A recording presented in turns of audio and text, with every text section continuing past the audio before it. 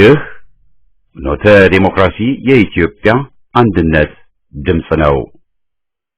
ፍኖተ ዴሞክራሲ የኢትዮጵያ አንድነት ድምጽ በየቀኑ በኢትዮጵያ ሕዝባዊ አብዮታዊ ፓርቲ ኢህአፓ እየተዘጋጀ የሚቀርብ የሳተላይት ስርጭት ነው። ስርጭታችን የሚተላለፈው በናይል ሳት 8 ዲግሪ ዌስት 11595 ሜጋሄርዝ ፍኖተ ዴሞክራሲ ሲሆን በኢንተርኔት በድረገጻችን finote.org finote.org በቀጥታ መከታተል ይቻላል።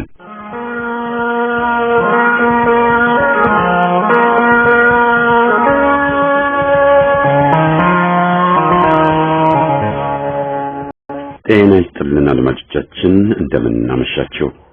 ዛሬ ሰኞ ሰኔ 10 ቀን 2011 ዓመተ ምህረት ነው። ፍኖተ ዲሞክራሲ የኢትዮጵያ አንድነት ድምጽ በየቀኑ ከምሽቱ 1 ሰዓት እስከ 3 ሰዓት የሚያስተላልፈውን መደበኛ ፕሮግራም አሁን ይጀምራል። ከ151 ዓመት በኋላ አገራችን ወደ ዘመነ መሳፍንት እየተመለሰች ይሆን በሚል ርዕስ ከዝግጅት ክፍላችን የቀረበውን ጽሑፍ በቅድሚያ እናቀርባለን። በማስከተልም ባሳለፍነው ሳምንት ጀምረነው የነበረውንና ከቀድሞ የደህንነት አባል ከአቶ አያሌው መንገሻ ጋር ያደረግነውን ውይይት ክፍል 3 አሰምተን የመጀመሪያው ክፍል ፕሮግራማችን ይጠናቀቃል። በቅድሚያ ዜና። አምነስቲ ኢንተርናሽናል ሰኞ ሰኔ 10 ቀን ባወጣው መግለጫ ከጥቂት ዓመታት በፊት በወያኔ የተቋቋመው የኢትዮጵያ ሰብአዊ መብት ኮሚሽን ተቋም ሲሰራ የነበረው የዓለም አቀፍ የሥራ ሕጎችንና የአሰራር መርሆችን ደረጃዎችን ጠብቆ እንዳልነበር ገልጿል። አምነስቲ ባወጣው መግለጫ ተቋሙ በአውሮፓውያኑ አቆጣጠር በ2016 እና በ2017 ዓመተ ምህረት ተዘጋጅተው የተሰራጩ 7 የኮሚሽኑን የምርመራ ዘገባዎች የመረመረ መሆኑን ገልጾ ተፈጸሙ በተባሉ የሰብአዊ መብቶች ጥሰቶች ኮሚሽኑ ባደረጋቸው ምርመራዎች በዓለም አቀፍ ደረጃ ከሚታወቁ የሰብአዊ መብት ደረጃዎችና ማዕቀፎች ውጪ እንቀሳቀስ እንደነበር ለማወቅ መቻሉን እንዲሁም ለምርመራው በተላከላቸው ዘዴዎችና ግኝቶች ላይ ጉልህ ክፍተት ማግኘቱን ዘርዝሯል። ምርመራ አድርጌያለሁ የሚለው ኮሚሽኑ የተፈጠሩትን የሰብአዊ መብት ጥሰቶች በጥልቀት ከመመርመርና ከማጋለጥ ይልቅ ሌሎች አካላትን ለመወንጀል ይፈጥን እንደነበር ተቋሙ ገልጾ የሰብአዊ መብታቸው የተጣሰው ወገኖች በተገላቢጦሽ በኮሚሽኑ እንደተወነጀሉን ዘርዝሯል። በእስር ቤትም ሆነ በሌሎች ቦታዎች ላይ ኮሚሽኑ ባደረገው ምርመራ በታጣቂዎች ላይ ያፈጠረ አድሎና ቅሬታዎቻቸውን የማጣጣል ሁኔታ እንደነበር አምነስቲ ባሰራጨው ዘገባ ገልጾ የኢትዮጵያ ሰብአዊ መብት ኮሚሽን በአዲስ መልክ መዋቀር እንዳለበትም አሳስቧል። የወያኔው የሰብአዊ መብት ኮሚሽን መጀመሪያ ሲቋቋም የከፋዩና የአረመኔውን የወያኔ አገዛዝ ድርጊት ለመደበቅና ለመሸፋፈን እንዲሁም ህዝብን ለማደናገር ታስቦ የተቋቋመና የታቀደ መሆኑን ኢህአፓም ከመጀመሪያው ጀምሮ በተደጋጋሚ ህዝብን ሲያሳስብ መቆየቱ ይታወሳል። ሰኞ ሰኔ 10 ቀን ከአዲስ አበባ ከተማ በስተቀር በበርካታ ከተሞች የኢንተርኔት አገልግሎትና የስልክ መልእክት መለዋወጫ ኤስኤምኤስ የተቋረጠ መሆኑን ከልዩ ልዩ ቦታዎች ከተገኙ ዘገባዎች ለማወቅ ተችሏል። ባለፈው ሳምንት ለብዙ ቀናት የኢንተርኔት አገልግሎት በመላ ሀገሪቱ ተስተጓጉሎ እንደነበርም ይታወሳል። አዲሱ ሹምና በዙሪያው የተኮለኮሉት ባለስልጣኖች በማህበራዊ ሚዲያ እየተካሄደባቸው የሚገኘው ወገዛና ወቀሳ እየበረከተ መሄዱ ስላሳሰባቸውና ይህም ወደ ተቀነባበረ የተቃውሞ እንቅስቃሴ ሊለወጥ ይችላል የሚል ስጋት በመፍጠሩ ችግሩን ለመከላከል የሚያስችል የአፈና ስልትና ሙከራ እንቅስቃሴ በማድረግ ላይ ናቸው ተብሏል። እሁድ ሰኔ 9 ቀን 2011 ዓ.ም በዋግ ኽምራ ዞን በሰቆጣ ከተማ ውስጥ በተፈጠረ ግጭት የሶስት የአካባቢው ልዩ ኃይል አባላት ሲገደሉ አንድ የከተማዋ ፖሊስና አንድ ሰላማዊ ሰው የአካል ጉዳት ደርሶባቸዋል። የግጭቱ መንስኤ ምን እንደሆነ እስካሁን የታወቀ ነገር የለም። ቦይንግ የተባለው የአውሮፕላን ሰሪ ኩባንያ ዋና ስራ አስፈጻሚ በፈረንሳይ ሀገር ለጋዜጠኞች በሰጡት መግለጫ በቅርቡ በኢትዮጵያና በኢንዶኔዥያ የተከሰከሱትን የማክስ 737 አውሮፕላኖች የአብራሪዎች ማስጠንቀቂያ ላይ ስህተት መስራቱን አምነዋል። ስራ አስፈጻሚው ኩባንያቸው ለተቆጣጣሪ ባለስልጣናት ለደንበኞችና ለህዝቡ መረጃዎችን ይሰጥበት የነበረው መንገድ ወጥነት ያልሆነ መሆኑን ጠቅሰው አሰራሩ ተቀባይነት የለውም ብለዋል። በመጨረሻም በኢትዮጵያና በኢንዶኔዥያ በደረሱት አደጋዎች ህይወታቸውን ላጡ 346 ቤተሰቦች ይቅርታ ጠይቀዋል። ቦይንግ 737 ማክስ አውሮፕላኖች ውስጥ የተገጠሙትን የደህንነት ማመልከቻ መሳሪያዎች እንደታሰቡት መስራት አለመቻላቸውና ከአንድ ዓመት በላይ ለሆነ ጊዜ ኩባንያው ከአሜሪካው የፌደራል አቪዬሽን አስተዳደር ሳያሳውቅ ቆይቷል ብሏል። በሱዳን የተቃዋሚዎች ድምጽ በማስተባበርና በመወከል እንቅስቃሴ እያደረገ ያለው የነጻነትና የለውጥ አራማጅ ኃይሎች ከማክሰኞ ሰኔ 11 ቀን ምሽት ጀምሮ ለተወሰኑ ቀናት የሚቆይ የማታ ሰላማዊ ሰልፎችና የተቃውሞ ስብሰባዎችን እንደሚያደርጉ አስታውቋል። የወታደሩ ክፍል በሽግግር ወቅት ስልጣን ለህዝብ ለማስረከብ ፈቃደኛነቱን ያላሳየ ከመሆኑም በላይ በህዝብ ላይ የሚያካሂደው አፈናና ግድያ ከቀን ወደ ቀን እየጨመረና እየሰፋ መሄዱ ተነግሯል። ከግንቦት 26 ጀምሮ ወታደሩ በወሰደው እርምጃ ህይወታቸውን ያጡ ሱዳናውያን ቁጥር 128 መድረሱም ታውቋል። በናይጄሪያ ሰሜን ምስራቅ በቦረና ግዛት አንድ አጥፍቶ ጠፊ ባፈነዳው ቦምብ 30 ሰዎች ሲገደሉ 40 ሰዎች የቆሰሉ መሆናቸውን የአካባቢው ባለስልጣኖች ገልጸዋል። አጥፍቶ ጠፊው የታጠቀውን ቦምብ ያፈነዳው የእግር ኳስ ውድድር በቴሌቪዥን ሲከታተሉ በነበሩ ሰዎች መካከል መሆኑን ታውቋል። ለቦምቡ ጥቃት ኃላፊነት የወሰደ አካል ግን ባይኖርም ግለሰቡ የቦኮ ሐራም ታጣቂ ሳይሆን አይቀርም የሚል ግምት ተወስዷል። ለዚህ ሳምንት ያልናቸው ዜናዎች እነዚህ ነበሩ። ከቀሪ ዝግጅቶቻችን ጋር መልካም ቆይታ።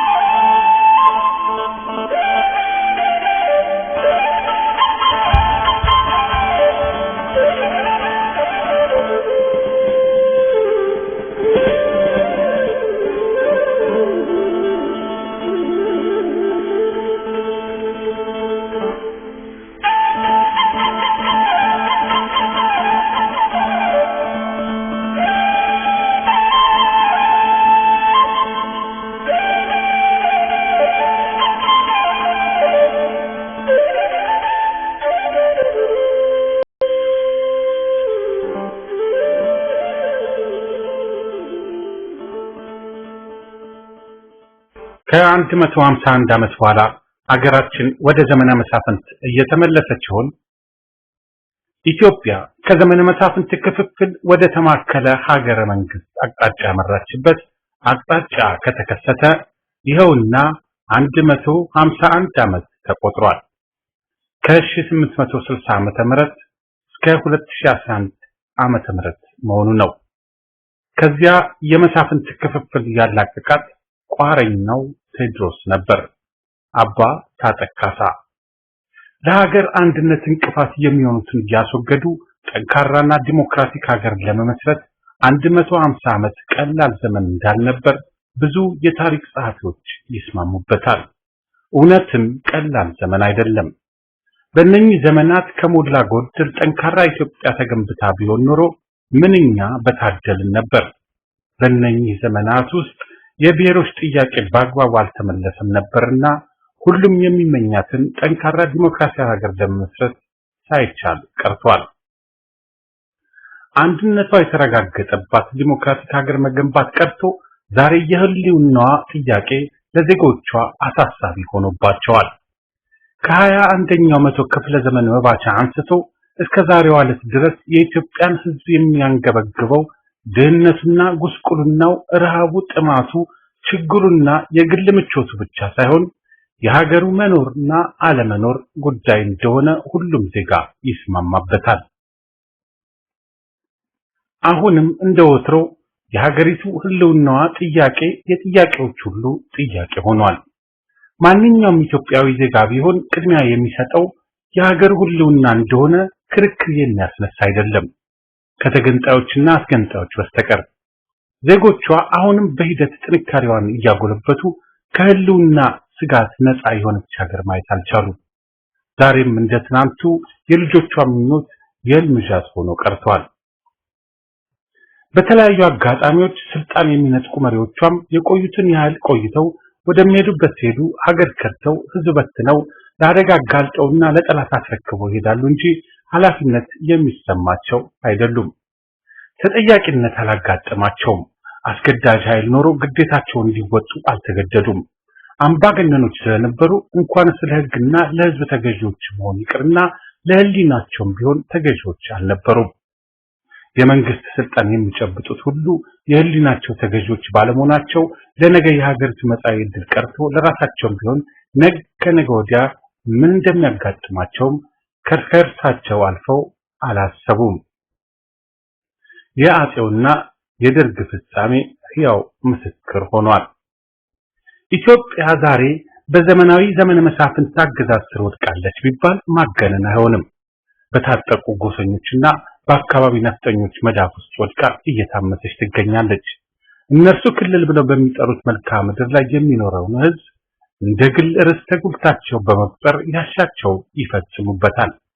ብሔርና ጎሳን መሰረት ባደረገ መልክ ተደራጅተው የአካባቢ ጦር አቋቁመው በጦር መሳሪያ ታጅበው የዘረኝነት ስርዓት ዘርግተው የዜጎችን ህልውና እያጠፉ ሌሎችንም እያፈናቀሉ ሀብት ንብረታቸውን ይዘርፋሉ። የጎሳ አገዛዝ ለዜጎች ህይወትና የደህንነት ሀብትና ንብረት፣ ሰብአዊ መብትና ነጻነት ግድ የለውም። በዚህ መርህ መሰረት በተሰባሰቡ መዝገበ ቃላት ውስጥ የግለሰብ ነጻነትና ህይወት የሚባል ነገር አይገኝም።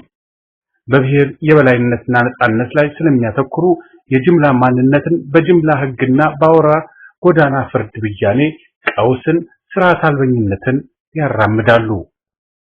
ከውጪ አገር በጦር መሳሪያ ታጥቀው ሲመጡ በሰላም ቦሌ አውሮፕላን ማረፊያ ለተቀበላቸው ዜጋ የሰጡት ምላሽ ትጥቃቸውን ሳይፈቱ ወደ ሀገሪቱ ጫካዎች በመግባት ህዝብ በማፈናቀልና ሀብቱን በመዝረፍ ነው። ያጎረሳቸውን ህዝብ ጣት በመንከስ አሳዝነውታል፣ በድለውታል። በዚህም አገዛዙ ዋና ተባባሪያቸው አጋዣቸውም እንደሆነ ዛሬ ምንም ጥርጥር የለውም። ዛሬ ሀገሪቱን ራሳቸውን የአካባቢ ንጉስ ያደረጉ የመንደር ሽፍቶች የሚራኮቱባት ምድር አድርገዋታል። ባልተሰጣቸው ህጋዊ ስልጣን ከህዝቡ ግብር ይሰበስባሉ። በተቆጣጠሯቸው አካባቢዎች ላይ የራሳቸውን ህግና ደንብ በግድ ጭነው እንዳፈታታቸው ያሻቸው ይፈጽማሉ። በተደራጀ መልክ ባንኮችን ይዘርፋሉ። ይህ ሁሉ ሲሆን አዲስ አበባ ተኮፍሰው የሚገኙት ያገዛዙ ባለስልጣናትም እነዚህ ሽፍቶች ለመያዝም ሆነ ለፍርድ ለማቅረብ ቀርቶ ስለ ሁኔታው አይቶ እንዳላየ ሆነው አይኔ ግንባር ያድርገው ብለው ተቀምጠዋል። ተባባሪ መሆናቸውንም በዚህም ሆነ በሌላ ዘረኛ እርምጃቸው ሁሉ አጋልጠዋል። ህገወጥ ንግድ፣ የጦር መሳሪያ ልውውጥና አእምሮ አደንዛዥ እጽ ሳይቀር ይዘዋወራሉ። ይህ ሁሉ ሲሆን ኃላፊነት ተሰምቶት የሚከለክላቸው አካል ሊገኝ አልቻለም። ኢትዮጵያ በአሁኑ ወቅት በዘመነ መሳፍንት አገዛዝ ስር ነች የሚል ስጋትና ፍራቻ ሊመጣ የሚችለው ለዚህ ነው። በዚህ ምክንያት ጥቂት የማይባሉ የወያኔ ቅሪቶች ከኢህአዴግ ተገፍትረው የወጡ በመምሰል መቀሌ ላይ ተመሽገው በህግ ሳይሆን በማናለብኝነት ነፃ መንግስት እንዳቋቋሙ ለማሳመን ይፍጨረጨራሉ። የትግራይ ህዝብ ከቀሪ ወንድሙ የኢትዮጵያ ህዝብ ጎን በጋራ እንዳይታገል በብረት መዳፍ ጨፍልቀው ይዘውታል። አዲስ አበባ ላለው አገዛዝም እንደማይታዘዙ ንቀታቸውን በተደጋጋሚ ገልጸዋል። በኢትዮጵያ ህዝብ ላይ ወንጀል የፈጸሙትን ህገ ታጣቂዎች አሳልፈን አንሰጥም ብለው ደምድመዋል። መቀሌ የመሸገው የወያኔ ቅሪት ልቡ ያበጠበት ወጠጤ ከሆነ ውሎ አድሯል። የልብ የተሰማው መሆኑን ለመግለጽ የግዛት ማስፋፋ መሬቶችን ዘርፏል። ከጎንደር ከወሎና ከአፋር መሬት ነጥቆ ቸክሎ ተቀምጧል።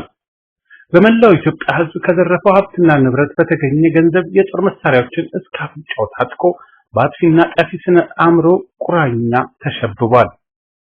እያባበሉ ነው እንጂ ዛርና ልጅ እየተባለ እንዲሽሞነሞን ይመኛል። የጦር መሪው እንጂ ወታደር ፈሪ የለው እንደሚባለው መንግስቱ ኃይለማርያም ሸሽቶ በመሄዱ ሌላውም እንዲሁ ፈሪ የሚመስላቸው የወያኔ መሪዎች አሁንም በትናንትናው ጫካቸው ድባብ ውስጥ ሆነው ራሳቸውን ይደልላሉ። የሀገሪቱ ሁኔታዎች በብዙ መልካቸው በመለወጥ ላይ እንደሚገኙ መገንዘብ ተስኗቸዋል።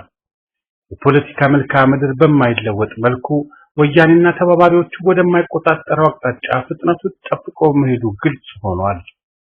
በአሁኑ ወቅት የወያኔ የበላይነት በሌላው የበላይነት እየተተካ መሆኑን ግልጽ ቢሆንም ህዝብ የመጣበትን አደጋ አውቆ እስከታገለ ድረስ አንድነቱን ለመጠበቅ በኩል ድል ሊቀዳጅ እንደሚችል ጥርጥር ሊኖር አይችልም።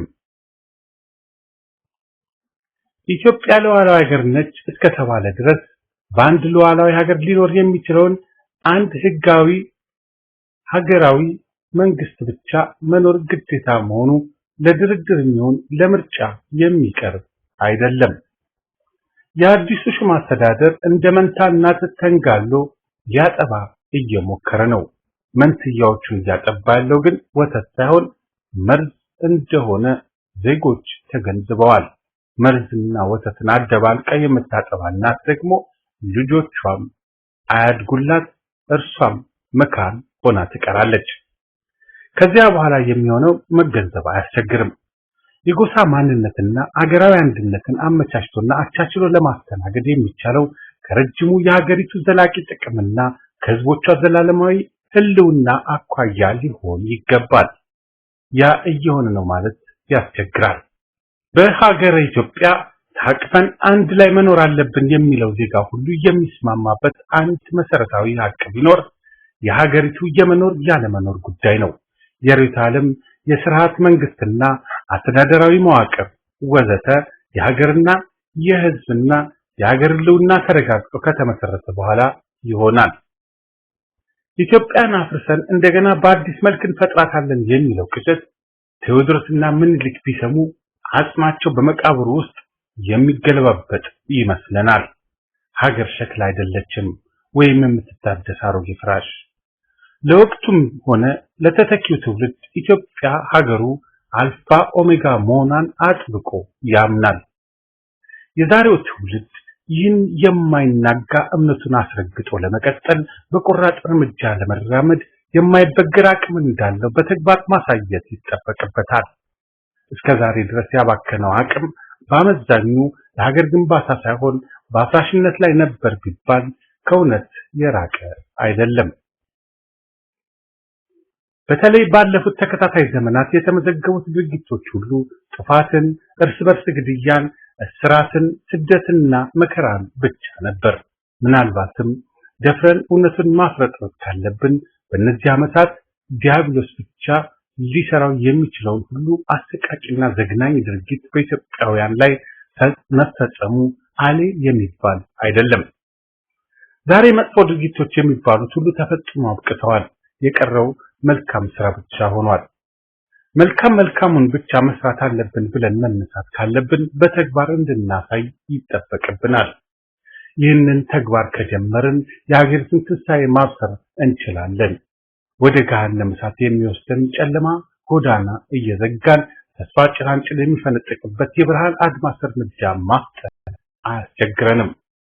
ሌላው በቀደደው ቦይ ከምንንሳፈፍ በራሳችን ባህር ሐሳብ አውራ መንገድ ተማምነን መሄድን እናስቀድማለን። ድሪቶን ከመደረት ወጥተን አሰልችና አንገፍጋፊ ተደራራቢ ተደጋጋሚ ከሆነ ክስተትና ድርጊት ተላቀን ወቅታዊና ነባራዊ በሆኑ ተግባራት ካተኮርን ውጤት አስመዝጋቢ መሆን እንችላለን። እስካሁን የተካሄደው መንገድ ከአትራፊነቱ ይልቅ አክሳሪነቱ ያጋድላል። ከእንግዲህ ወዲህ በአትራፊ ተግባራት ላይ ካላተኮርን ዘመንና ትውልድ አልፈውን መሄዳቸውን ይቀጥላሉ።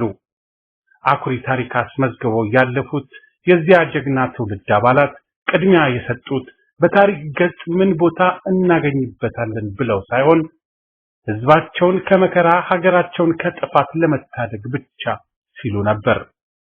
ጥረቱ አሁንም ቀጥሏል። የእልህ ሳይሆን የዓላማ ጉዳይ ነውና ዓላማው ግቡ እስኪመታ መቀጠሉ አይቀርም። ለመቀጠል ግን አዲሱን ትውልድ ታሳቢ ባደረገ አመለካከት ሊሆን ይገባል። ዓላማን ከግቡ አድርሶ አትራፊ ውጤት ማስመዝገብ የሚቻለው በተጨባጭ እውነታ ላይ ሲያተኩሩ ብቻ ይሆናል። እውነታው የሚያሳየው ሀገሪቱ ዛሬ በዘመነ መሳፍንት አይነት ሁከትና አለመረጋጋት ስር የገባች መምሰሏን ነው። ጠባብነትና ኢትዮጵያዊነት ግብ ግብ ገጥመዋል። ነዋሪዎቿ ነፍጥ ባነገቡ ልዩ ልዩ ድርጅቶች ስር ወድቀዋል። ሽፍቶቹና አገዛዙ አንድ ናቸው። ጠባብ ዘረኞች። ሰላምና ደህንነት አልተረጋገጡም። በጤና ወጥቶ መግባት ዋስትና አላገኘም። በመሪዎች ተብዮችና በዜጎች መካከል መተማመን መጥፋት ብቻ ሳይሆን የጠላትነት ፍርጃ ዋናው ሆኗል። አለማወቃቸውን የማያውቁ ስፍር ቁጥር የሌላቸው ቲያትረኞች ህዝብ ማወናበዳቸውን በሰፊው ቀጥለውበታል። ኢትዮጵያን ያህል ሀገር ማስተዳደር እንደ ኳስ ሜዳ ጫጫታና ጩኸት ቀላል የሚመስላቸው ቡድኖች የወቅቱን ግርግር ለየግል ፍላጎታቸው ማራመጃ ለማድረግ ላይታች ሲሉ ይታያሉ። ካልተበጠበጠ አይጠራም ባዮች ህዝብ ማበጣበጣቸውን በሰፊው ቀጥለውበታል። ከተሞችና አውራ ጎዳና መንገዶች የቅሚያና የዘርፊያ መናኸሪያዎች ሆነዋል። የሥራ አጦችና የጎዳና ተዳዳሪዎች ቁጥር በየጊዜው እየጨመረ በመሄድ ላይ ነው። ስርዓት አልበኝነትና የቡድን ወንጀሎች በርክተዋል፣ ተስፋፍተዋል። የሀገሪቱ ምጣኔ ሀብት ተከድኖ ይብሰል ከሚባልበት ደረጃ ላይ ነው። የውጭ ምንዛሬው እፍ ሲሉት ጭልጥ ሆኗል። ከብድር የሚመጣው ዕዳ የዛሬውን ትውልድ ብቻ ሳይሆን የሚመጣውንም ትውልድ ጭምር ያልበላውን ዕዳ ከፋይ አድርጎታል። ትውልድ ሁሉ በወለድ አገድ ሞርጌጅ ታስሯል። በሀገሪቱ ስም የተበደሩት ባለስልጣናት ግን የተበደሩትን ዘርፈው ሄደዋል። ሚሊዮኖች በረሃብ ይጠበሳሉ። ይህ ክስተት የሀገሪቱ ተፈራራቂ ዕድሎች መገለጫ ሆኖ ቀርቷል። ይህ ሁሉ ግልጽ ያለ ሀቅ ሆኖ ሳለ እጅ ባለ ቅጥፈታቸው የሀገሪቱ ኢኮኖሚ በ900 ሊያድግ አቆብቁቧል ይሉናል። ሰው ለጠፋበት ሀገር ሰው ፈልጎ ማግኘት አልተቻለም። ያልፈጠሩትን ሰው ለመፈለግ መምከር ላም ባልዋለበት ኩበት መልቀም እንደመሞከር ነው። ሰው ከሌላ ሰው አይገኝም። ሰው እንዲወጣ ያላደረገ ህብረተሰብ የሀገር መሪዎች፣ ህዝባዊ አርበኛ፣ አዋቂና ምሁር፣ የሀገር ሽማግሌና መካሪ አያገኝም። የዚህ ሁሉ ድምር ውጤት እውራን ከመሩ ተያይዘው ተደናበሩ ሆኖ ይቀራል። ኢትዮጵያዊ ዜጋ ሁሉ ጠባብ የጥላቻ አመለካከትን አሸንፎና አስወግዶ የሀገሪቱንም ሆነ የራሱ መጻኢ ዕድል ወደ ተሻለ ምዕራፍ ለማሸጋገር ብልሃት መፈለግ አለበት። መጀመሪያ ግን ከወያኔ ኢህአዴግ አገዛዝ ነፃ ሊወጣ ይገባል። ኢትዮጵያ ለዘላለም ትኖር።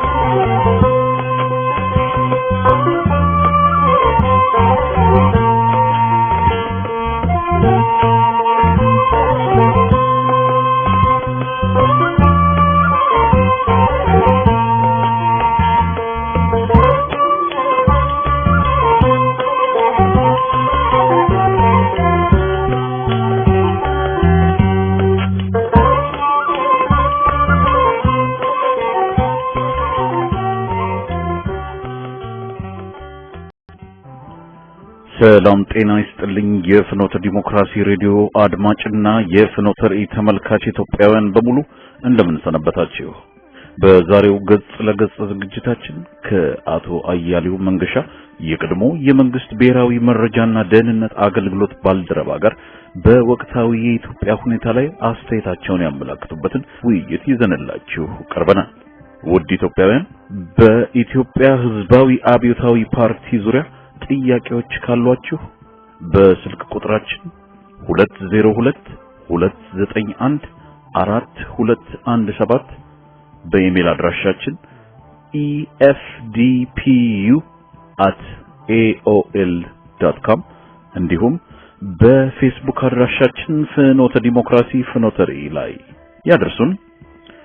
የዩቲዩብ ገጻችንን ሰብስክራይብ የፌስቡክ ገጻችንን ደግሞ ላይክ እና ፎሎ በማድረግ አዳዲስ ፕሮግራሞቻችንን መከታተል ትችላላችሁ። አሁን በቀጥታ ወደ አቶ አያሌው መንገሻ። እሺ አቶ አያሌው እንግዲህ ለአለፉት 45 ዓመታት ወይም ከዛ በላይ ማለት ይቻላል የህዝብ ትግል ወይም ደግሞ የህዝብ ድምጽ ሲኮላሽ ወይም ደግሞ ሲነጠቅ ቆይቷል። ህዝብ በአጠቃላይ ድሉን ሲነጠቅ አመታቶች አለፉ። ኢህአፓም ከ45 ዓመታት በፊት የሽግግር መንግስት ሂደት አሁኑን ይጀምር እያለ ሲወተቡት ነበር። አሁንም የያዘው አቋም ይሄው ነው። አዲሱ ለውጥ በምን መልክ ቢመጣ ህዝብ ወይ ማለትም የኢትዮጵያ ህዝብ ተጠቃሚ ይሆናል ማለት ይቻላል? እኔ የማምነው ትክክል ነው። ኢህአፓ የሄደበት መንገድ ስለሚያስማማኝ ነው። ለቃለ መጠይቁም ተዘጋጀሁበት ሚዲያውም እንትን ሳይጠራጠር የነበረውን አቋም ይዞ ስለቀጠለ ነው። የኔም ድጋፍ የኔም አስተሳሰብ ይሄ የኔ አስተሳሰብ ነው። የኔ አስተሳሰብ የሚሆንበት ምክንያት ኢህአፓ ከዛሬ 35 ዓመት በፊትም ቢሆን ኢህአፓን አውቀዋል። ከዛ በኋላ ግን ስራ በመቀየር አካባቢ በመቀየር ከዛም ከድርጅቱ የራኩበት ሁኔታ ቢኖርም ማለት ነው። ግን አሁን እያደረጋቸው ያሉትን አካሄዶችን እኔም ደግፋቸዋለሁ። በውጭ ካሉ ብዙ ሚዲያዎች ብዙ የፖለቲካ ድርጅቶች የቀሩት ቢኖሩ አሁንም እየተቃወሙ መሰረታዊ ለውጥ ይምጣ እያሉ በጣም ጥቂት ሚዲያዎች ብቻ ናቸው። አንዱ የናንተ ሳይጠራጠር የቀጠለው እና እኔ የምደግፈው ምንድነው ስር ነቀል የመንግስት ለውጥ ነው። ስር ነቀል የመንግስት ለውጥ ከሆነ የሽግግር መንግስት የተባለው በኢህአፓ ኦፍ ኮርስ ደግፈዋለሁ። ግን ህወሓት፣ ኦነግ፣ ኦህዴድ ወይም ብአዴን ባሉበት የሽግግር መንግስት መስራታ የሚባለውን ግን እቃወመዋለሁ። ለምን? እነዚህ ኃይሎች የታጠቀ ኃይል አላቸው። እነዚህ ኃይሎች የጸጥታ ተቋማት አሏቸው። የደህንነት ተቋማት፣ የመከላከያ በአጠቃላይ መንግስታዊ መዋቅር አላቸው። ኢኮኖሚው በእጃቸው ነው። ሁሉም ነገር በእጃቸው ባለበት ሁኔታ እነሱንም በሽግግር መንግስት ውስጥ አጠቃለን አንድ ሽግግር መንግስት ይቋቋም የሚለውን አልቀበልም። ለምን መሰለ? አፍሪካ ውስጥ እንደዚህ አንድ የረሳሁት ሀገር ስሙን ረሳው በሽግግር መንግስት ሰበብ በእርቅ ሰበብ በሙሉ አፈጋጭ የነበሩ የፖለቲካ ድርጅቶች በየጫካው ሸፍተው ይዋጉ የነበሩ የፖለቲካ ድርጅቶችን ካስገባ በኋላ ግን በተጠበቀው መንገድ አልሄደም። በ6 ወር ውስጥ በሙሉ ነው የጨረሳቸው በጥይት። ስለዚህ ህወሓት ደግሞ ልምድ አለው። ጫካም በነበረ ጊዜ በእርቅ ሽፋን አስገብቶ ምን ያህል እንደጨፈጨፈ በድጋይም በጥይትም ብሎ ከተደራዳሪዎቹ ጋር። ስለዚህ እነዚህ ድርጅቶች ጸረ ህዝቦች ናቸው። ጸረ ህዝብ ካል ፋሽስት ነው ካል ጨፍጫፊ ነው ካል ዘራፊ ነው ካል ከሽግግር መንግስቱ እሱን ያገለለ ነው መሆን ያለበት። እሱ ባለበት ይቀጥል ካልክ ግን ወንጀሉን በሙሉ ይሰረይለት ማለት እኮ ነው። ይማር ባለበት ይቀጥል፣ የዘረፈውም በተዘረፈው መልኩ ይቀጥል ይጠቀምበት ማለት እኮ ነው። ይሄ ማለት ሀገሪቱ የዘረፋ ባህል የግድያ ባህል የመበቃቀል ባህል ባለበት እንዲቀጥል መፍቀድን ያመለክታል። ስለዚህ በኔ በኩል ይሄንን እነሱ ባሉበት ሁኔታ የሽግግር መንግስት አልቀበልም። በአጠቃላይ በስር ነቀል ለውጥ በህዝባዊ አመት ከስር መሰረቱ አስወግዶ አዲስ ኢትዮጵያዊ መንግስት መመስረት ነው ተገቢው ላል። እሺ አመሰግናለሁ። ከአንድ አመት በፊት በግጽ ለግጽ ፕሮግራም ከዚህ በፊት ስንገናኝ የኮሎኔል አብይ ስርዓት ከበፊቱ ምንም እንደማይለይ ስንናገር እንደነበረ እርሶንም ጨምሮ ቆይተናል። ሆኖም ግን በቅርብ ጊዜ ውስጥ አንዳንዶች ሊያውም የጎጥ አቋም የያዙ ሰዎች ኢህአፓ ሲያነሳ የነበረውን ጥያቄ ዛሬ ሲያነሱት ይሰማል።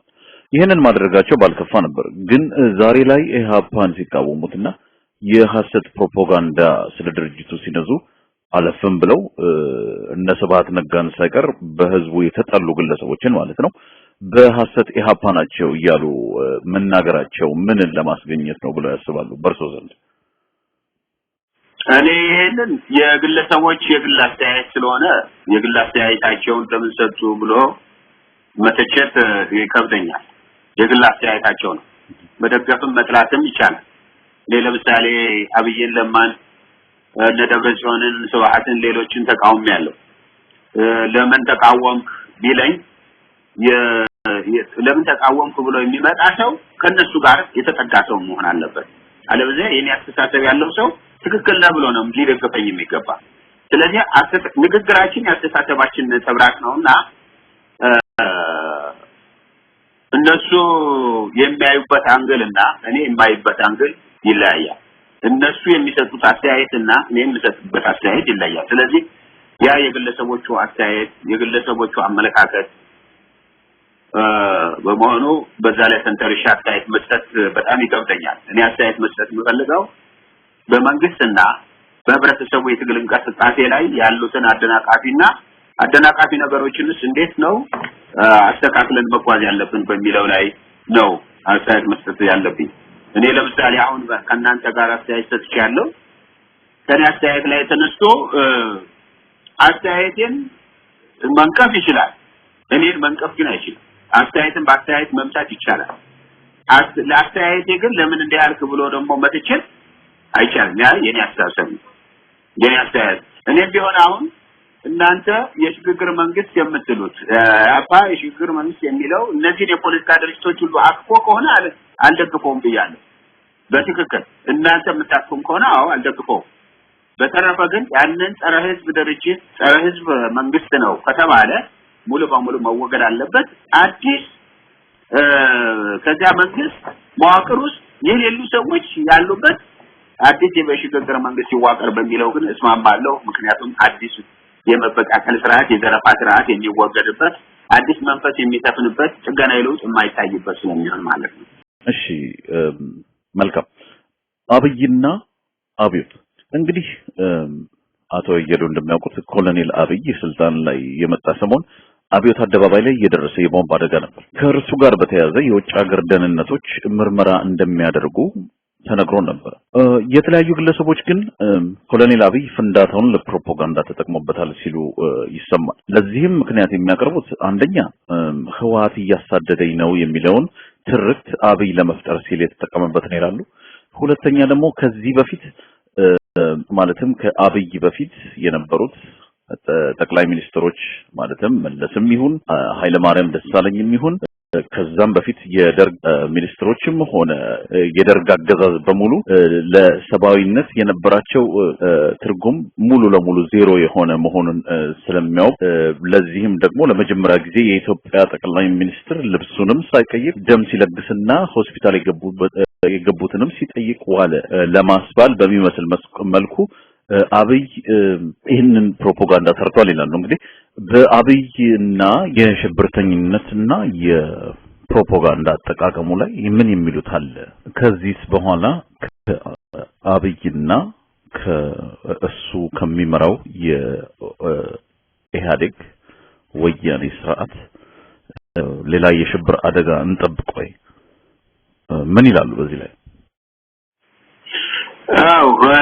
በአጠቃላይ አብይም ሆነ ለማ ሌላው ቀርቶ አብይ ሚኒስትር ራሷ የካሜራ ምልክቶች ናቸው እና በአጠቃላይ ለካሜራ ነው የተዘጋጁት ለስራ አይደለም ካሜራ ለማሳመር ነው አሁን አብይን አይተው ከሆነ በብዙ ሰው መሃል በካሜራ ለመታየት አንገቱን ቀና አድርጎ ይሄ ብሎ ነው የሚነሳ እና የልጅ በጣም እንግዲህ በአገራችን ከተሜና ከተሪ ምንለው አይነት ነገር በጣም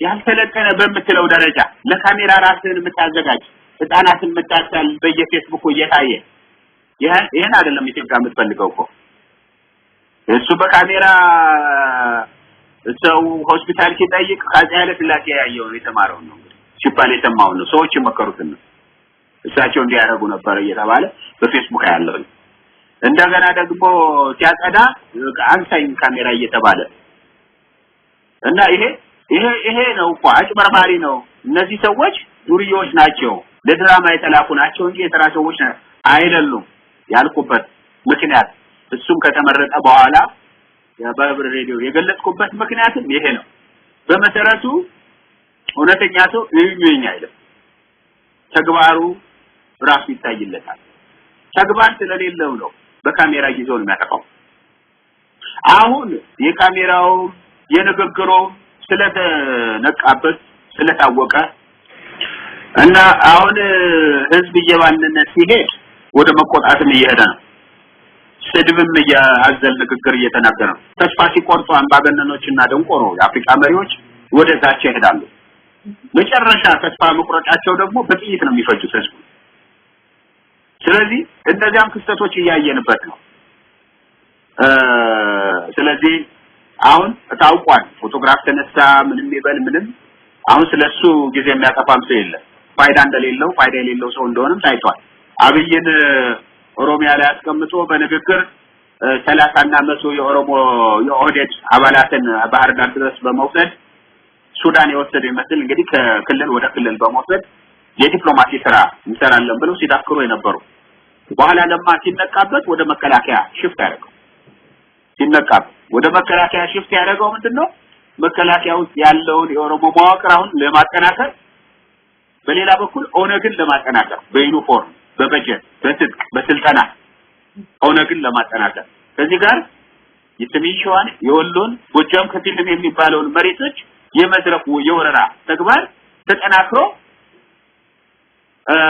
በኦነግ ማስፈጸም ኦነግ ሲያፍተው ውጊያውን ባልዋደሮች እየተመታን የሚመለስ ውጊያው ሲያፍተው ተመታታይ ዩኒፎርም ታደሏቸዋል ይሄ ቅጥረኛ የሆነ ባንዳ ሰራዊት ደግሞ አለ የወያኔ ሰራዊት እሱን ደግሞ ያሰልፍለታል ኦነግ ነው ብሎ ሊዋጋ ሲመጣ እርሱ አንደር ይመጣል ስለዚህ እንዲህ አይነት ጨዋታ እንዲህ አይነት ካታል ምጭዋት ታስቧል ይሄ ሰው ወደዛ የተደረገው ገና ብዙ ደግሞ እናያለን አሁን አንዳርጋ ማን ነው ገዱ አንዳርጋቸው የሚባል ባዴን ገልጿል ይሄ ሰው ጎትተው ያመጡት ሌሎች ባዴኖችም ቀጥ ብለው እንደዚህ እንዲታዘዙ ያችን ቦታ ሰጡ ይሄ ሰው ለዛ ቦታ አይደለም ለወረዳ የሚመጥን ሰው አይደለም ከቀበሌ እኮ ነው ጎትተው ያመጡት ወሎ ውስጥ ከቀበሌ አስተዳዳሪነት ነው እንግዲህ ወደ ክልል አስተዳዳሪነት ያመጡት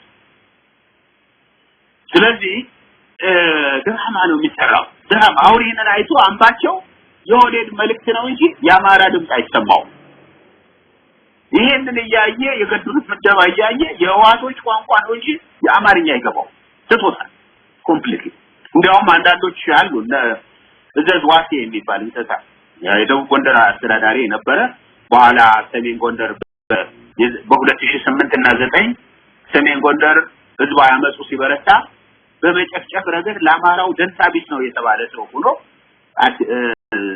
ሰሜን ጎንደር ውስጥ የዝም ብቻ ማዕከል ኃላፊ ያደረጉት የሆነ የጸጥታ ኃላፊ አድርገው ቶሎ መደቡ በዚያ ላይ በርካታ ሰው ተጨፍጭፏል አሁን ቅርብ ጊዜ የሚናገረው ምንድነው ይሄ ሰው መምታት ስላልተቻለ ከፌስቡክ ጦርነት ያለበት ጥይት መወርወር ስላልቻለ ህዝቡ መጫወቻ አድርገውታል በዚህ ምክንያት እነዚህ ፋኖ የተባሉ ተዋጊ ኃይሎች መበተን አለባቸው እስከ ማለት ድረስ ነው የደረሰው መበተን አለባቸው የታጠቁ ሰዎች ናቸው እርምጃ እንደሚወስዱ እንደሚመጡ ያታዩ ኖሮ ባንድና በሁለት ሰዎች ሁሉም ልኩን አውቆ ይቀመጥ ነበር ኦነግን ይበተን ሳይል በሰላማዊ መንገድ ህዝቡን እና ጸጥታውን በማስከበር ተግባር ላይ የተሰማራውን የፋኖ ሰራዊት ግን መበተን አለበት ያለ ጸረ አማራ ደምኛ ሰው ይሄ ሰውዬ የህል ነጋዴ ነበር ደቡብ ጎንደር ውስጥ የህል ነጋዴ ነው ያውቀዋል በቃ የህል ነጋዴ ሆኖ ከዛ የኮራ ባል አድርገው ከዛ ነው ለህዝብ ደንታቢት የሆነ ለህዋት ደግሞ ተልኮ አስፈጻሚነት በጣም ወሳኝና ጠቃሚ ሰው ስለሆነ ወጥተው እዚህ ደረጃ ላይ ያደረሱት እና እንደነዚህ ናቸው ለለው በሌላ በኩል አመጹ እነዚህ በተለያየ ጊዜ ለምንድነው አመጹ የሚዳፈነው የሚበተነው ለምሳሌ 92 ከ83 እስከ 92 ድረስ ህዝብ ያምጽ ነበር በየገጠሩ በየጫካው ደግሞ ፋኖች ነበሩ ተዋጊዎች ነበሩ 92 ምርጫን ተከትሎ ህዋት ባጭበረበረ የፖለቲካ ስራ ተበተነ የህዝቡ ትግል ከዛ 97 ሲደርስ 97 ምርጫ ላይ ደግሞ አይታችሁታል ቅንጅት የተባለ ድርጅት ሌሎችም ድርጅቶች ተሰባሰቡ አብዛኛው በወያኔ የተለከፉ ከፊሎቹ በጥቅምና በመኖር አባዜ ያበዱ ስለነበሩ የአዲስ አበባ በሶስት በሶች ወጣት በየክልሉ ደግሞ በሺዎች የረገፈበት አብዮት ኮላፕስ አደረገ ተበተነ አሁን ደግሞ ከ10 አመት በኋላ በየ10 አመቱ ነው ህዋት እንደ ያነ ድራማ ምሰራ አሁን ደግሞ የመጨረሻ ደረጃ ላይ ሂደስ ኤችአር 128 ቀጥሎ ቢያለው ደግሞ በየደረጃው መፈረም እና ወደ ተግባር ወደ ህግ ተቀይሮ ወደ እንቅስቃሴ ሊገባበት ሲል በፍጥነት ህዋቶች እግር ስር ገቡ ለጌቶቻቸው ለምራባውያን ጌቶቻቸው ደግሞ በሽምግልና ሄዱና እነዚህ ለድራማ የሚመቹ ልጆች መራርጠው አስቀመጡና በሉ ተናገሩ ኢትዮጵያ የሚለውን ነው የሚፈልግ ኢትዮጵያ እና ዝም ኢትዮጵያ ማለት እሱ በረሃብ ይለቅ በቃ ኢትዮጵያ ያሉ ባንዲራ ሸክሞ ደዱት ይልጅ ተጫወቱበት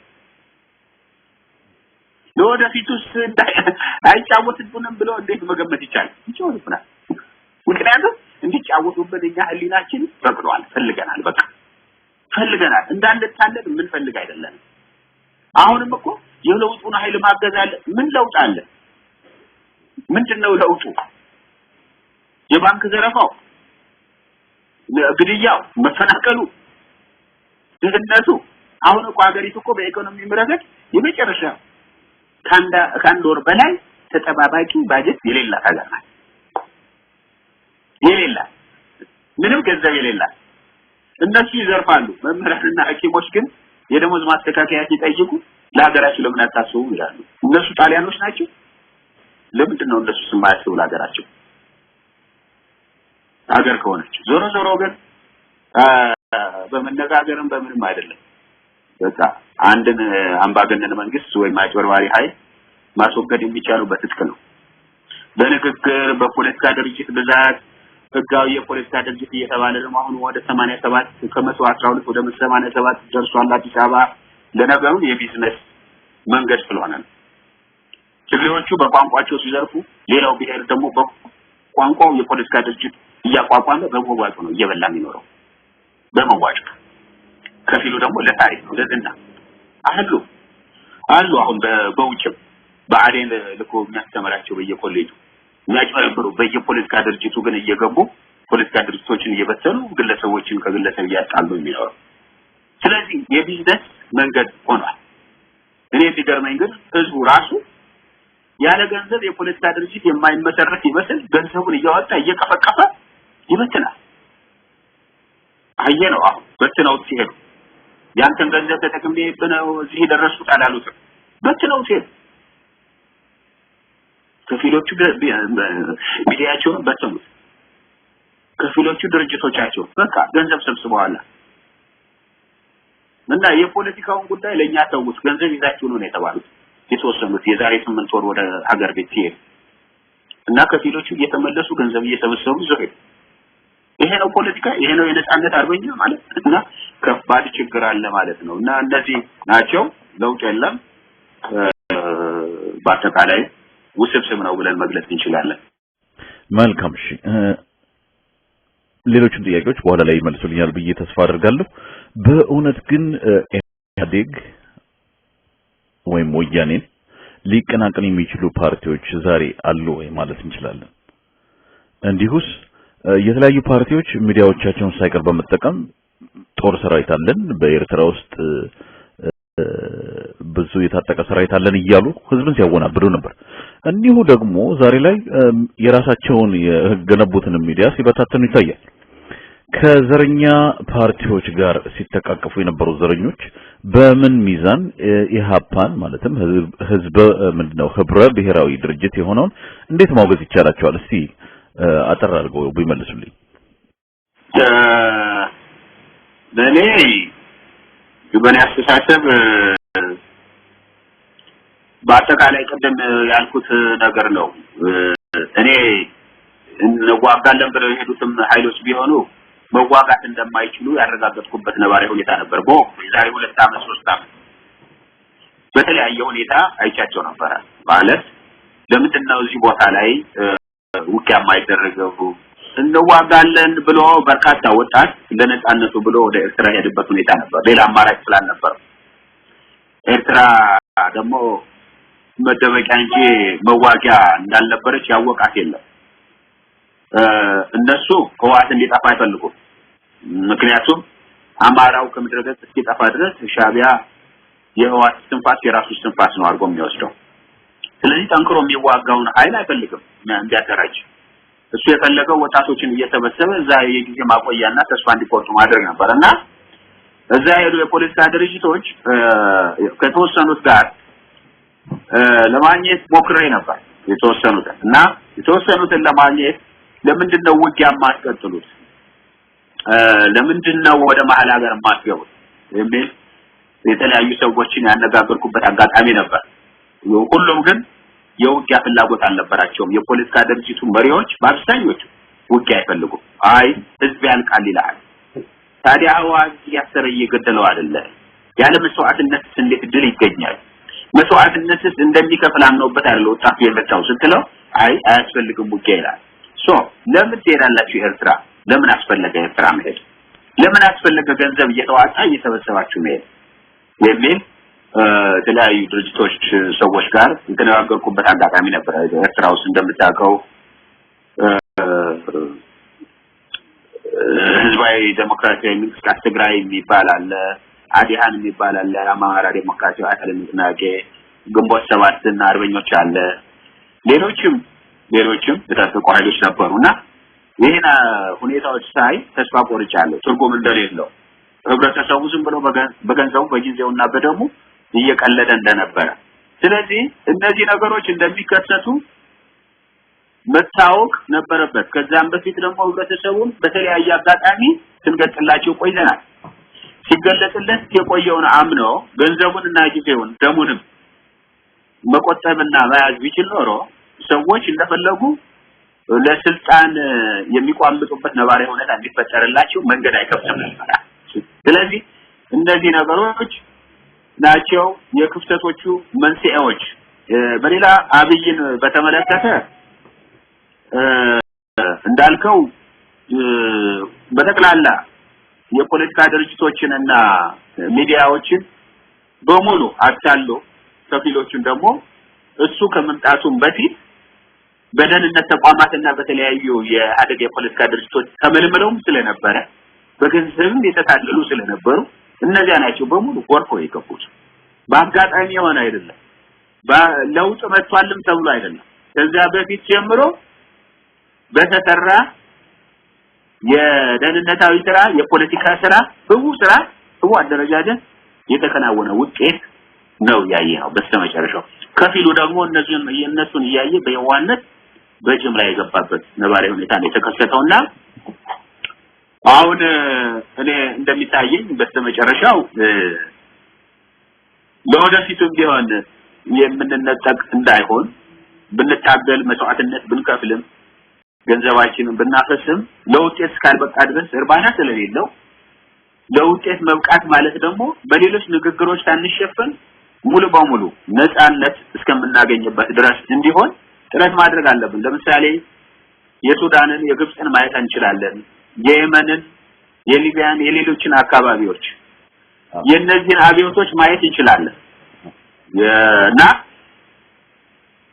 ህዝብ ካመፀና መስዋዕትነት ከከፈለ በኋላ ወታደሩ ነው ሲነጥቃቸው ያየነው ህዝብን አመፅ አሁንም በወታደር ነው የተነጠቀው አብይ ወታደር ነው ኮሎኔል የህዝብ ምናምን ለሱ ነው ያተረከበው እና ታሪክ ራሱን ይደግማል በግብጽ ጀነራል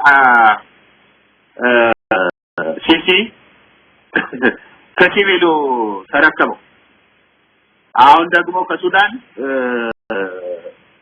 ከህብረተሰቡ የተረከበው ወታደሩን ሊቢያም በጀነራሎች የምትታመስ ሀገር ሆናለች ከሲቪል ስልጣን ወደ ወታደሩ እየተመለሰ ሌላውንም ብናይ እንደዛ እየሆነ ነው ስለዚህ ኢትዮጵያ ውስጥ የተከሰተው ተመሳሳይ ነው ማለት ይቻላል የኛ ግን ይለያል የ28 አመት የእንቅስቃሴ ውጤት ነው በወታደር የተነጠቀ ነው እነሱ ግን የአንድ አመት የእንቅስቃሴ ውጤት ነው በወታደሮች የተነጠቁት እና ከዚህ መማር ይጠበቅብናል እኔ አስተያየት እሺ ቀጣዩን ጥያቄ እንግዲህ ከጎረቤት ሀገር ምን እንማራለን የሚለው ነው እንግዲህ የሱዳን ህዝብ አመጾ የወታደሩ ክፍል ስልጣኑን እንዳይወስድ እየታገለ ይገኛል የሱዳን ህዝብ ማለት ነው ከሱዳን ህዝብ ምን እንማር እንዲሁም ደግሞ የውጭ ሀገራትን በኢትዮጵያ ላይ ያላቸውን በኢትዮጵያ ህዝብ ላይ ያላቸውን ተጽዕኖ እንዴት እንቀንስ የሚለው ነገር ላይ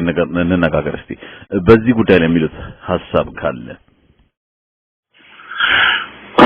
ጥሩ ነው ከሱዳን ምን እንማራለን የሚለው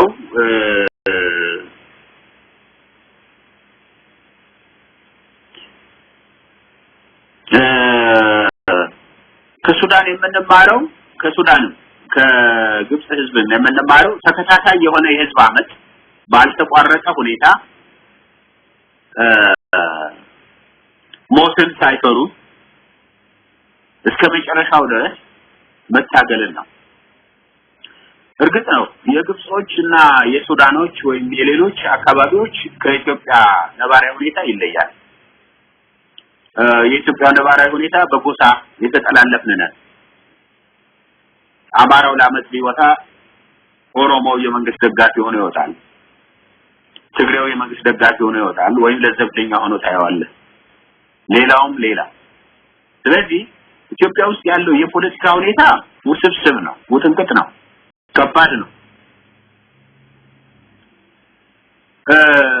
ከባድነቱ እንዳለ ሆኖ ግን ህዝቡ ያመጹ ከሁለት አመት በፊት እንደነበረው ከአመት በፊት እንደነበረው በቀጣይነት ያለ ማቋረጥ በዓለም አቀፍ ደረጃና በሀገር ውስጥ በስፋት በጽናት በመተባበር መንፈስ በአንድነት ትናንት የነበረው መዘናጋት እና በግለሰቦች ማምለክ ቀርቶ የጋራ ጥረት ማድረግ አስፈላጊነት አለ ግለሰቦችን ያመለኩ ግለሰቦች ከመንግስት ሲደራደሩ ትግሉና ድርጅቱ የሚፈርስበት ነባራዊ ሁኔታ መፈጠር የለበትም ግለሰብ አምላኪዎች መሆን የለብንም እነዚያ ግለሰቦች ፖለቲከኞች ሊሆኑ ይችላሉ የሚዲያ ሰዎች ሊሆኑ ይችላሉ ምሁራን ወይም ደግሞ ባለሀብት ሊሆኑ ይችላሉ ግን ስለ ነፃነታችን የምናውቀው እኛ ነን ስለ ችግራችን ስለ ረሃባችን ስለ ብሶታችን የምናውቀው እኛ ነን ስለዚህ ያንን ጥናት ተቀብለን እስከ መጨረሻው ድረስ መታገል ይኖርብናል ነው ሌላው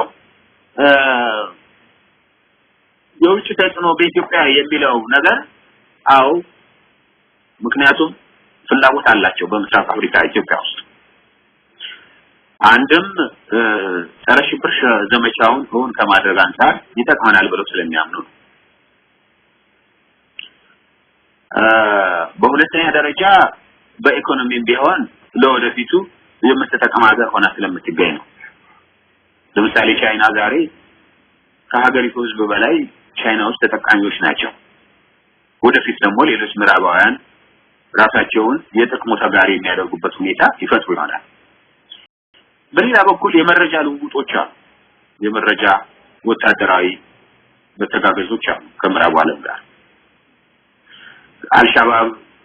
ከአልሻባብ እንቅስቃሴና ከምስራቅ አፍሪካ ሌሎች ወታደራዊ እንቅስቃሴ ወይም መንግስታት ጋር በተያያዘ ማለት ነው ስለዚህ ከዚህ አንፃር እንደዚህ አለ በሌላ በኩል ጸረ ቅኝ አገዛዝ የሆነው አቋም የኢትዮጵያ ህዝብ ጸረ ቅኝ አገዛዝ የሆነው የአማራ ህዝብ ፍላጎትና ጥረት መምከን ስላለበት ከስራ መሰረቱ ማጥፋት ስለሚፈልጉ ይሄ ተጽዕኖ እንዳለ ይቀጥላል ለዚህም ነው ኃይለማርያምን አውርዶ በአብይ ለመተካት ሲባል የሳውዲ አረቢያ የካታርና የአሜሪካ ጣልቃ ገብነት ተከሰተ ተብሎ የሚነገር ስለዚህ ሁሉ ፍላጎት አላቸው ካታር አሁን አዲስ አበባ ምድር ባቡር አካባቢ ያለውን ሰፊ መሬት ዓለም አለው በሚል በሊዝ የወሰደችበት አጋጣሚ እንደተፈጠረ እናታማለን ይሄ በሂደት ወዴት እየሄድን እንደሆነ የምታይበት ነገር ነው ያለው በሌሎችም የየራሳቸው እንደዚሁ ስለዚህ ከተጽዕኖ አንወጣም ምክንያቱም ከተጽዕኖ እንወጣ ዘንድ በኢኮኖሚና በፖለቲካ ራሳችን የቻለ ጠንካራ ሀገሮች መሆን አለብን አለበለዚያ ግን ቀደም እንደገለጽኩት አመታዊ በጀቱ ከ60% በላይ በውጭ ላይ እየተሸፈነ ወይ በእርዳታ የምትኖር ጥገኛ ሀገር በኢኮኖሚ ጥገኛ የሆነ መንግስት ወይ በኢኮኖሚ ጥገኛ የሆነ ማንኛውም ማህበረሰብና ግለሰብ የፖለቲካና የአስተሳሰብ ጥገኛ ነው ሁልጊዜ የግድ ነው ጥገኝነቱን አምለ ተቀበላል ከልመና እስካልወጣ ድረስ ማለት ነው ስለዚህ ተጽዕኖ ይቀጥላል ሌላ በስተመጨረሻው አሁን ያለው አመት እንዴት ይቀጥል አመቱ በተለያየ መንገድ ይቀጥል አንደኛ በህዝብ አመት አሁን የጀመረ ነገር አለ የመምህራንና የሐኪሞች እንቅስቃሴ ይሄ የሐኪሞች እንቅስቃሴ ሲጀምርም ሰልፋቸውም ሲጀምር እኔ ከሱዳንም የተወሰደ ሐሳብ ይመስለኛል ልምድ ይመስለኛል መጀመሪያ የሱዳንን አመት የመራው የሐኪሞች ቡድን ነው ለሰላማዊ ሰልፍ ስለዚህ ይሄ ተጀምሯል የመምህራን ደግሞ ተጀምሯል መምህራንም ከብዙ የህብረተሰብ ክፍል ጋር ከመገናኘት አንፃር ከቤተሰቡ ከተማሪዎቹ ከተማሪ ቤተሰቦችና ከጎረቤቶች ጋር ካለው ሰፊ ማህበራዊ ትስስር አንፃር ከኢኮኖሚና ከፖለቲካቱ ማንነቱና ተደማጭነቱ አንፃር ትልቅ ሚና አለው መምህር ከዚህ አንፃር ስርዓቱን እንዳልነበር ለማሽመድመድ አቅም አለው መምህር ስለዚህ ሌሎችም የመንግስት ሰራተኞች በእንዲሁ አይነቱ ነገር እንዲሰማሩበት የሥራ ዋስትና የጠፋበት ሀገር በመሆኑ እኩል የደሞዝ አከፋፈል ስለሌለ የሥራ ምደባና ዝውውሮች ሁሉ በዘመድ አዝማድና በድርጅት አባልነት ስለሆነ ሌላውም ከየኮሌጅ ከየዩኒቨርሲቲ ተመርቆ ደግሞ ስራ ያላገኘው ወጣት ማመጽ አለበት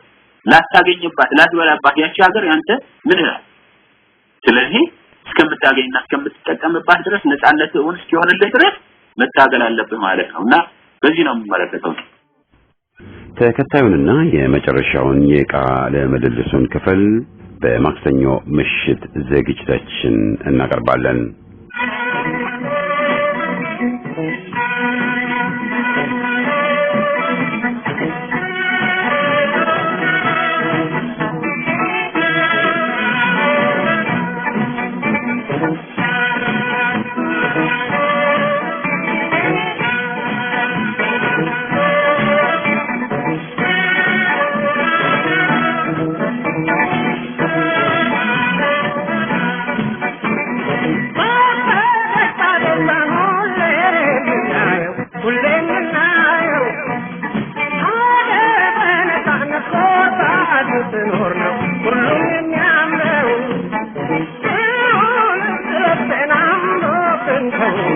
የምንታ